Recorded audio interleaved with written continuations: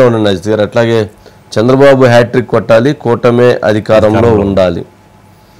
దానికి నిన్న పవన్ కళ్యాణ్ గారు స్పోర్ట్స్ సమ్మిట్లో మాట్లాడారు. మాట్లాడుతున్నప్పుడు ఆసక్తికరమైనటువంటి వ్యాఖ్యలు చేశారు. అంటే గతంలో ఆయన ఈ పొలిటికల్ కామెంట్స్ అంటే ఆంధ్రప్రదేశ్ రాష్ట్ర రాజకీయాలకు సంబంధించి నిన్న పవన్ కళ్యాణ్ గారు చేసినటువంటి కామెంట్ అనేటువంటిది చాలా కీలకమైనటువంటి కామెంట్. ఒకటి, ఆయన గతంలో ఏం చెప్పారంటే ఈ కూటమి ప్రభుత్వం 10-15 సంవత్సరాలు ఉంటే తప్ప ఆంధ్రప్రదేశ్ రాష్ట్రాన్ని బాగు చేయలేరు. 2014 నుంచి 19 వరకు చంద్రబాబు నాయుడు గారు ఉంచారు. ఆయన చేసినటువంటి విజన్ మళ్ళీ జగన్మోహన్ రెడ్డి గారు వచ్చి నాశనం చేశారు. మళ్ళీ ఇప్పుడు కూటమి ప్రభుత్వాన్ని పట్టం కట్టారు. ఇప్పుడు మళ్ళీ ఒక 5 సంవత్సరాల తర్వాత మళ్ళీ మీరు ఆలోచనలు మార్చుకుంటే రాష్ట్రానికి జరిగేటువంటి నష్టం అది చాలా ఎవరు కూడా దాన్ని కాపాడలేనటువంటిది. 15 సంవత్సరాల పాటు ఈ రాష్ట్రం ఇదే కూటమి ప్రభుత్వం అధికారంలో ఉండాలని చెప్పారు. దానికి నిన్న ఇంకొంచెం క్లారిటీగా ఇంకొంచెం స్పష్టంగా పవన్ కళ్యాణ్ గారు చెప్పింది ఏంటంటే 15 సంవత్సరాలు చంద్రబాబు నాయుడు గారు ముఖ్యమంత్రిగా కొనసాగాలి. ఆయన ముఖ్యమంత్రిగా ఆయన సారథ్యంలో మంత్రిగా ఉప ముఖ్యమంత్రిగా నేను పనిచేయటానికి నేను సిద్ధంగా ఉన్నాను, వారి దగ్గర నేర్చుకోవటానికి కూడా సిద్ధంగా ఉన్నాను అని చెప్పి ఆయన చెప్పినటువంటి కామెంట్స్. అంటే చంద్రబాబు నాయుడు గారికి ఇప్పుడు 72 అంతేనా, 73 వచ్చినాయి. 73 వచ్చినాయి. 73 అంటే 87. ఆయన ఇప్పటికీ యువకుడిలాగా అట్లాగే పరిగెడతా ఉన్నారు. కాబట్టి 10-15 సంవత్సరాలు ఆయన బ్రహ్మాండంగా ఇదే విధంగా వర్క్ చేయగలిగినటువంటి జాగ్రత్త ఆయన తీసుకొని ఉన్నారు. కావున 15 సంవత్సరాల పాటు ఉండాలి అనే ఒకసారి బయట వింటే అది రాష్ట్రానికి ఎంత క్లారిటీ మెసేజ్ అనేది ఒకటి అర్థమైంది. ఒకసారి ప్లే చేయండి బైట్స్ ప్లీజ్.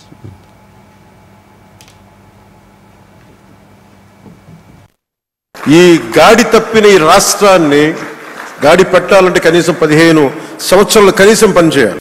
ఇది ప్రధానమంత్రి గారు 3వ ప్రధానమంత్రి అయ్యారు. అలాగే ఆయన 3 పర్యాలు నేను ముఖ్యమంత్రిగా చూడాలి. నాకు మనస్ఫూర్తిగా నాకు ఆశయం, కోరిక కూడా. ఎందుకంటే ఆయన అనుభవాన్ని మనం ఎక్కడ కూడా అసలు పక్కన పెట్టలేం. సో ఆయన దగ్గర నేను మనస్ఫూర్తిగా ఈరోజు మరోమారు గౌరవ సభ్యులందరి తరపు నేను ముందు చెప్తున్నాను, ఆయన దగ్గర నుంచి నేర్చుకోవడానికి కానీ ఆయన కింద పని చేయడానికి కానీ నేను అనుక్షణం ఎప్పుడు సంసిద్ధంగా ఉంటానని తెలియజేసుకుంటూ, ఇప్పుడే పవన్ కళ్యాణ్ గారు అన్నారు, మీరందరూ ఎన్డీఏలో ఉండే ఆల్ ఎమ్మెల్యేలు మీరు శాశ్వతంగా ఎమ్మెల్యేలుగా ఉండాలి. ఈ విషయం మీరు గుర్తుపెట్టుకోవాలి. అది సాధ్యం. గుజరాత్ లో 5వసారి గవర్నమెంట్స్ లో గెలిచారు. ప్రధానమంత్రి నరేంద్ర మోడీ గారు 3వసారి గెలిచారు. దీనికి కారణం ప్రజలకు ఏం కావాలనో ఆ పనులు మనం చేసి ఆ విషయాలు సమర్థవంతంగా ప్రజలకు చెప్పగలిగితే ఎప్పుడూ ప్రజలు మనతో ఉంటారు. అంటే చాలా క్లియర్గా, అంటే పవన్ కళ్యాణ్ గారు ఇచ్చిన మెసేజ్ చాలా క్లియర్గా ఇచ్చారు, చాలా ఓపెన్గా చెప్పారు. ఆయన మనసులో ఉన్నటువంటి వాటిని, ఆయన ఆలోచనల్ని పంచుకున్నారు. అదే అంటే ఎవరికి శాసనసభ్యులందరికీ రేపు మీరు వెళ్ళి చెప్పండి అనేటువంటి ఒక మెసేజ్ని ఇచ్చారు.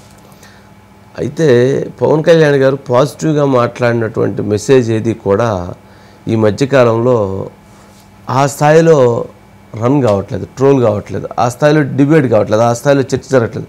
అంటే మొన్న లాస్ట్ టైం ఇప్పుడు ఈ పదం చెప్పలేదు, ఇంకా నెక్స్ట్ 3 times ఆయన ముఖ్యమంత్రిగా ఉండాలి అనేటువంటిది. అంటే ఇంకో 3 times 3 terms ముఖ్యమంత్రిగా చంద్రబాబు నాయుడు గారిని నేను సమర్థిస్తున్నాను అని చెప్పారు. అంతే కదా? అంతే. అది మొన్న పవన్ కళ్యాణ్ గారు మొన్న జరిగినటువంటి జనసేన పార్టీ సభలో తెలుగుదేశం పార్టీ 40 సంవత్సరాలు తెలుగుదేశం పార్టీని నిలబెట్టాను అని అన్నారు, నిలబెట్టాము అన్నారు. అది దాని మీద విపరీతమైనటువంటి ట్రోల్ జరిగింది. అంటే కొంచెం ఆయన అని ఉండాల్సింది, మనం కూడా భాగస్వామ్యం అయ్యాం, నిలబెట్టడంలో భాగస్వామ్యం అయ్యాం, నిలబడ్డాం అందరం కలిసి అని చెప్పుంటే బాగుండేది. సరే, అందుట్లో ఒక పాయింట్ అది. దాన్ని రకరకాలుగా దాని మీద ఒక డిబేట్స్ జరిగినాయి. సరే, ఈరోజు నిన్న ఆయన 3 సార్లు ఆయన ఉండాలి అని చెప్పినటువంటి, నేను అందుట్లో అలా పనిచేయటానికి ఆయన దగ్గర ఉంటానని చెప్పినటువంటి దాన్ని ఆ స్థాయిలో మరలా స్వీకరించలేకపోయారు.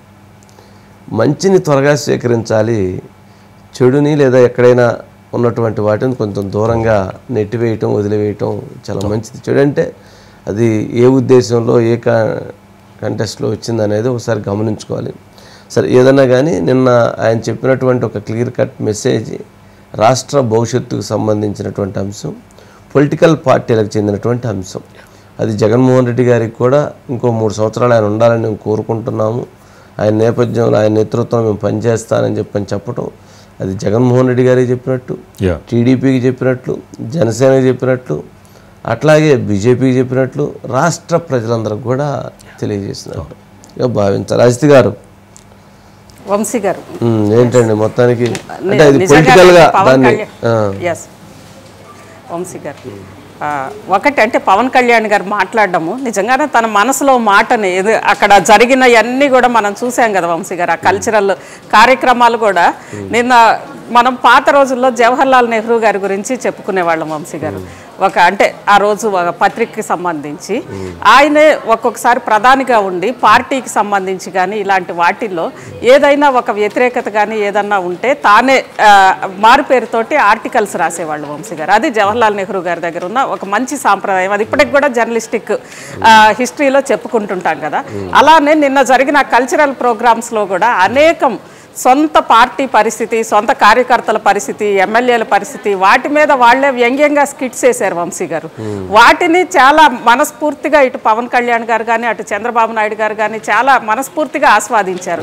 ఆ సందర్భంగానే అంటే ఒక పాజిటివ్ వాతావరణం మొత్తం కూడా అక్కడ ఉన్న సందర్భంలో పవన్ కళ్యాణ్ గారు వెళ్ళి ఈ మాట అన్నారు. ఎందుకంటే చూసాం మనం ఆంధ్రప్రదేశ్ ఏర్పడినప్పటి నుంచి కూడా చూసాము, అంతకు ముందు కూడా 2004 వరకు బాగానే ఉండింది, 2009 నుంచి మారిపోయింది కదా వంశీ గారు. ఎవ్వరు కూడా అందరు కలిసి కూర్చునే పరిస్థితి లేదు.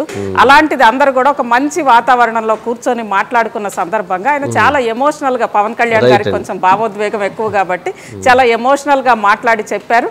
అందరు కూడా అంతే పాజిటివ్ గా తీసుకున్నారు వంశీ గారు. అదేవిధంగా పిఠాపురంలో కూడా ఆయన ఏం నెగిటివ్ గా చెప్పలేదు. జనరల్ గా ఏదైనా ఒక మనం కెమికల్ గా కానీ ఏదైనా ఒక చర్యకి ఒక క్యాటలిస్టిక్ రోల్ అని ఉంటుంది వంశీ గారు. ఒక చిన్నదే ఆ పాత్ర అనేది చిన్నదే కానీ ఆ చర్యని ప్రభావితం చేస్తుంది. అలాంటి క్యాటలిస్టిక్ రోల్ అనేది జనసేన ఆ రోజు పోషించిందని చెప్పడంలో భాగంగా ఆ రోజు పవన్ కళ్యాణ్ గారు చెప్పారు. దాన్ని కూడా అందరూ కొంతవరకు అంశంలో పాజిటివ్ గా తీసుకోవాల్సిన అంశాన్ని కొంతమంది పాజిటివ్ గా తీసుకోలేనటువంటి పరిస్థితిలో ఉన్నారు. ఆ రోజు చంద్రబాబు నాయుడు గారు అరెస్ట్ అయ్యి జైల్లో ఉన్నప్పుడు పవన్ కళ్యాణ్ గారు వెళ్ళి ఆ రోజు నేనున్నాను అని చెప్పని బయటకు వచ్చి ఆయన మద్దతు ప్రకటించి కలిసి పోటీ చేస్తామని చెప్పేసి ఆయన రావటం జరిగింది. ఆ రోజు ఆయన ఇచ్చిన బలం కొండంత బలం. ఆ రోజు కొన్ని ఉద్దేశాలను బట్టి కొన్ని సందర్భాలను బట్టి నిలబడ్డాము, కలిసి నిలిచాము అంటే ఆ సెంటెన్స్ని అందులో ఉన్నటువంటి భావాన్ని చాలా రకరకాలుగా అన్వయించుకున్నారు. జనరల్గా వైసీపీ ఆ గేమ్ని ట్రాప్ చేస్తుందో తెలియదు, లేదా టీడీపీ ఆ ట్రాప్లోకి వెళ్తుందో తెలియదు, కానీ వెంటనే దానికి సంబంధించినటువంటి దాంట్లో ఒక నెగిటివ్ డిస్కషన్స్ రకరకాలుగా వెళుతున్నాయి. అది అంటే వాళ్ళు ముగ్గురు బాగుండాలి, కూటమి ప్రభుత్వం బాగుండాలి, కూటమి ప్రభుత్వం బాగుంటే అది రాష్ట్రం బాగుంటుంది, ఆ రాష్ట్రం బాగుంటే తర్వాత రాష్ట్రంలో ఉన్నటువంటి మనం బాగుంటాం అనేటువంటి దాన్ని పార్టీలు వాళ్ళు ఉన్నటువంటి ఆ ముగ్గురు కూడా ఆ శ్రేణులు కూడా అదే స్థాయిలో ఆలోచిస్తే అదొక మంచి సాంప్రదాయానికి అడుగులు వేయటం అవుతుంది. బట్ లేదంటే కొంచెము తొందరగా ఈ గ్యాప్స్ని పెంచుకునేదానికి అవకాశం ఏర్పడిద్దాము. చూడాలి ఇవన్నీ.